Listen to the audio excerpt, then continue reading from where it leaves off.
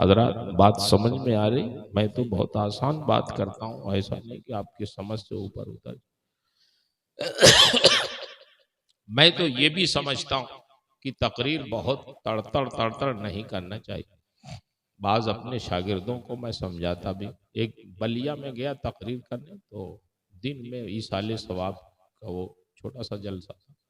फिर जोहर की नमाज पढ़ने में गया तो एक बुजुर्ग खड़े थे नमाज पढ़ के वो दरवाजे के किनारे। कहने लगे मौलाना साहब सुनिए एक बात। मैं कहा बोली। कहने लगे ये सब आपके शागिर्द हैं जो पढ़ाते हैं बलिया शहर में? मैंने कहा हाँ हैं तो हमारे ही शागिर्द। तो बोले इनको कुछ समझाइए, ये तड़तड़ तड़तड़ तकरीर करते हैं जो सर के ऊपर से गुजर जाती, हम तो समझ ही नहीं पाते। तो मैंने उन बच्चों को तन्हाई में समझ में, देखो तुम लोगों के खिलाफ लोग शिकायत करते हैं, तुम्हारे सामने नहीं कहते लेकिन कहते। तो ये भी एक दर्स है।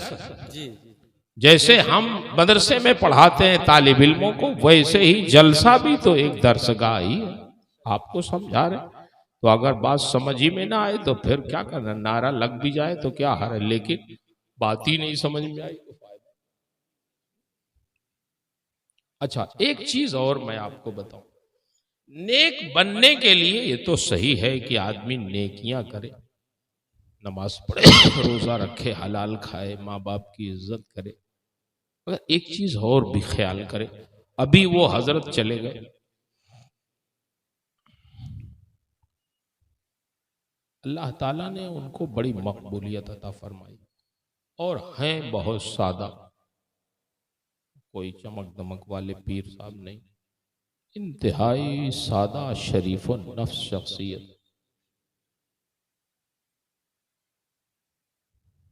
तो मैं एक चीज ये कह रहा हूं कि थोड़ा हमें बुजुर्गों से भी मुंसलिक रहना चाहिए।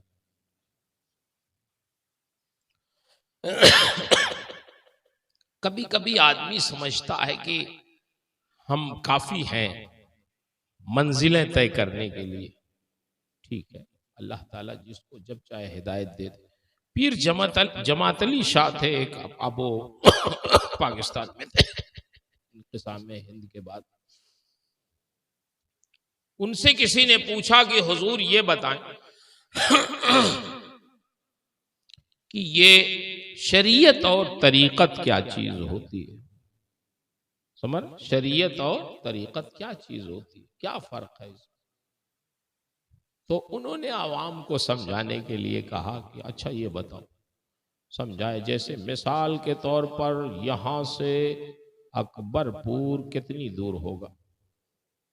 बोलिए। 18 किलोमीटर।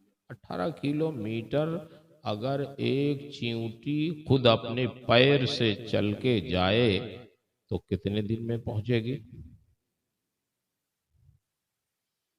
महीनों तो लग ही सकता है ना। उन्होंने समझाया कि एक चींटी अगर खुद चले और उसी तरफ जाए तो महीनों लग जाएगा, साल भी लग सकता है। लेकिन अगर कबूतर के पर में लग जाए और कबूतर उड़ के अकबरपुर पहुंच जाए तो घंटे में पहुंच जाए, आधे घंटे में पहुंच जाएगी वो चींटी, है ना। इसका मतलब ये हुआ, उन्होंने फरमाया कि चींटी अगर खुद जाए तो ये शरीयत है, और अगर कबूतर के पर से लग के चली जाए तो यही तरीकत है। किसी बुजुर्ग के दामन से कोई वाबस्ता हो जाए, किसी अहले दिल की नजर पड़ जाए किसी पर, तो जानते हैं कभी कभी 50 साल के काम लम्हे भर में हो जाए। उसकी मिसाल भी आपको मैं हदीस से देता हूं।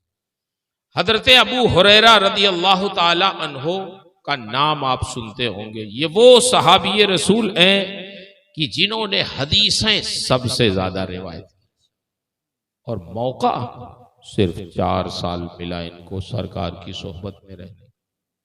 ग़ज़वे खैबर के बाद 7 हिजरी में मुसलमान हुए, तो 7 3 10 11 में सरकार का विसाल हुआ। 4 ही साल तो मिले इनको सोहबत के।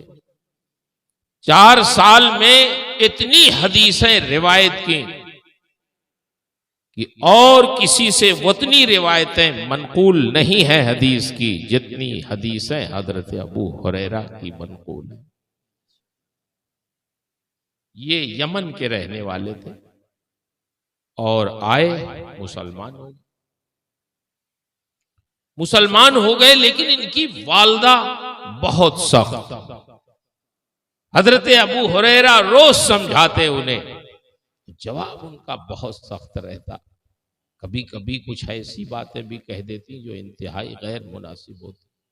हजरत अबू हुरैरा को इतना सदमा रहता इसका कि मैं तो सरकार पे ईमान ले आया, मुसलमान हो गया आपके हाथ पे, मेरी मां नहीं मुसलमान हो रही है। इतना समझाता हूं, कहता हूं, लेकिन कोई असर उन पे पड़ता ही नहीं है। थक गए कहते कहते। एक दिन सरकार से अर्ज किया, हुजूर मेरी मां के लिए दुआ कर दीजिए, उनका दिल बहुत सख्त है।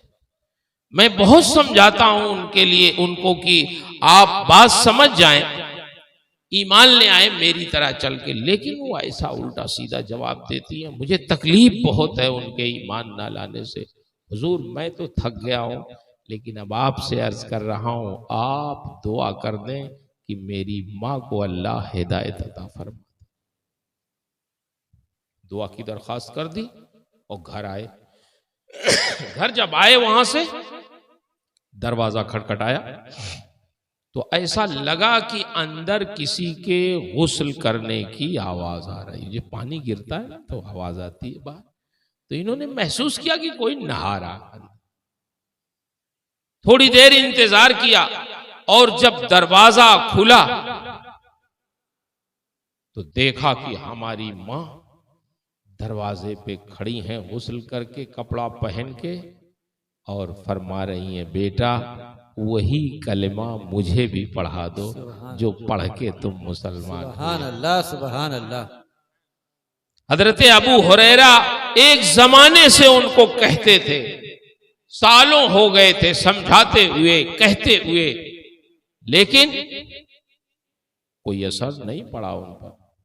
लेकिन हमारे आका और मौला सल्लल्लाहु अलैहि वसल्लम ने एक दिन दुआ फरमाई तो उस दुआ का नतीजा ये हुआ कि सालों से जो काम रुका हुआ था नबी की एक दुआ से वो मुकम्मल हो गया। सुभान अल्लाह, सुभान अल्लाह। तो इसका मतलब तो समझ में आया ना कि हम ये समझें कि नहीं हम कर देंगे तो काम हो, नहीं नहीं।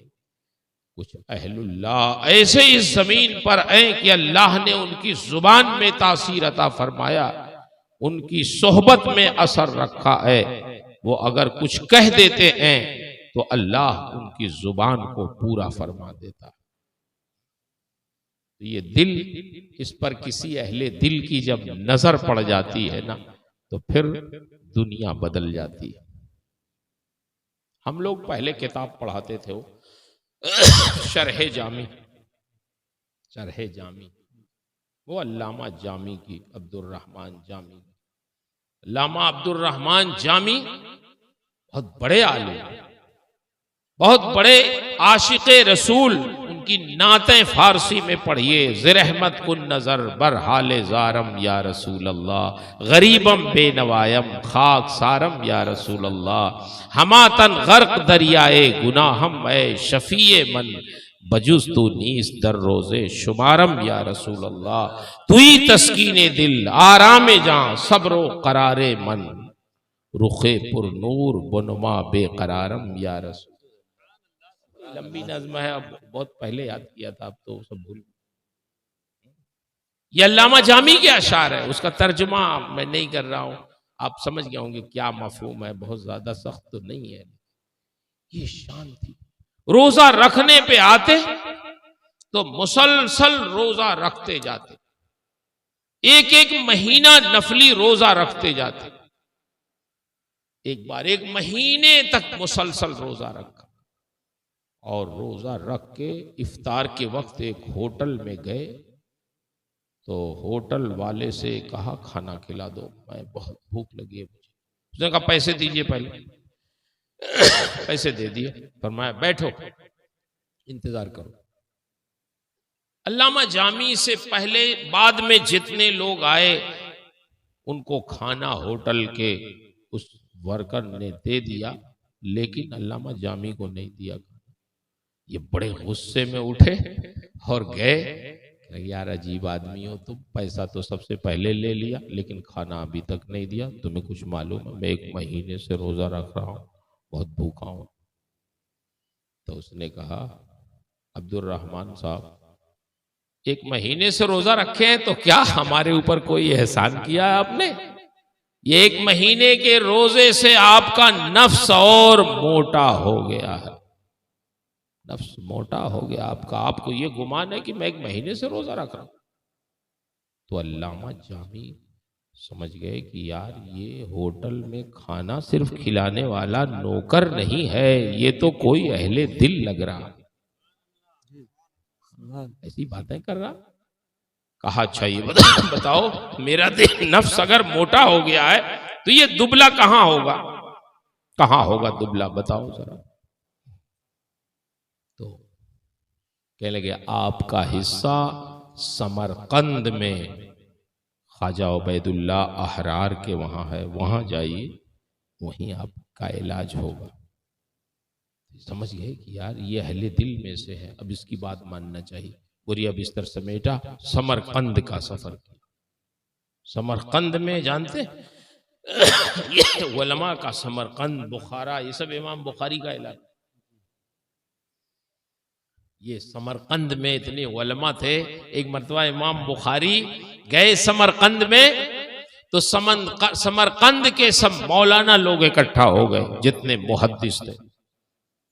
इमाम बीच में बात आ गई, मैं कहता तो सब इकट्ठा हुए। तो इमाम बुखारी से कहा कि हुजूर आपके कितने उस्ताद हैं?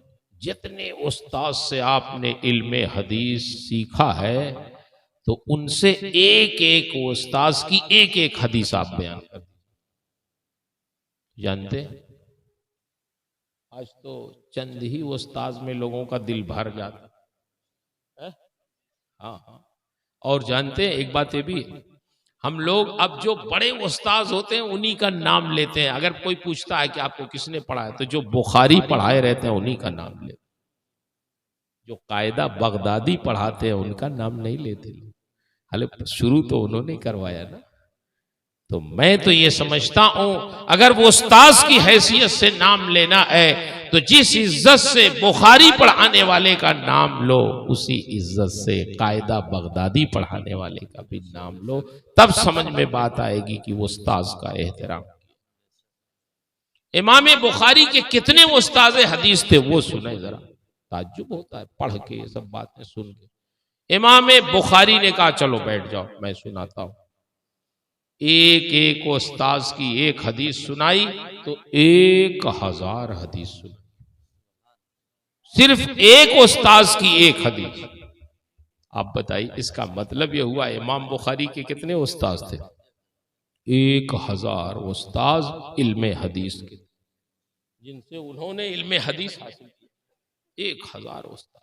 इसीलिए इमाम बुखारी के बारे में आया, किसी ने कहा 3 लाख हदीस हैं, किसी ने कहा 5 लाख हदीस हैं, किसी ने कहा 7 लाख हदीस हैं इमाम बुखारी को याद थी।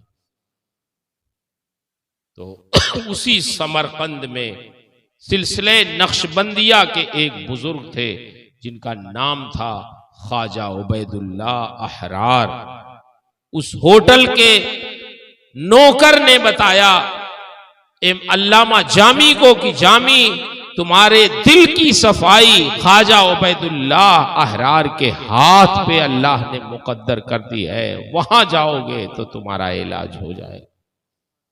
तो बोरिया बिस्तर समेट के अल्लामा जामी समरकंद गए, और जब समरकंद के हुदूद में दाखिल हुए, अभी पहुंचे नहीं थे ख्वाजा उबैदुल्ला अहरार की खानकाह में, तो ख्वाजा उबैदुल्ला अहरार को मालूम हो गया कि अल्लामा जामी आ रहे हैं। अपने खादिम से कहा सुनो ये मौलाना साहब हैं,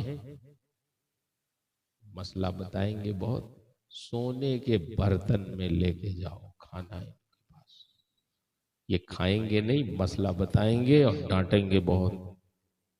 तो इतना कह देना कि खाना हो तो खाइए और नहीं तो जाइए।